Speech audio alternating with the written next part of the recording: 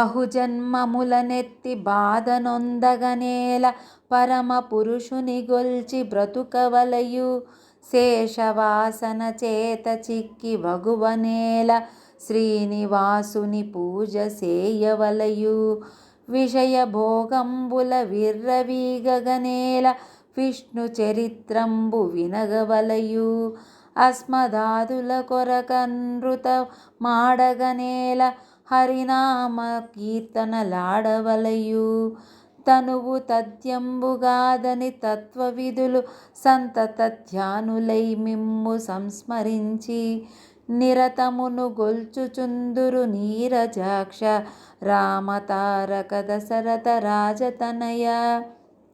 భావం: అనేక జన్మలనెత్తి బాధపడకుండా ఉండాలంటే పరమ పురుషుడైన శ్రీరాముని కొలవవచ్చు. గత జన్మ వాసనలచే మరో జన్మనెత్తి బాధపడుట కన్నా శ్రీనివాసుని పూజించుట మంచిది. ఇతర విషయముల పట్ల విర్రవీగకుండా విష్ణు చరిత్ర వినవలెను. తమ వారి కోసం అసత్యములాడకుండా హరినామ కీర్తనలు పాడవలెను.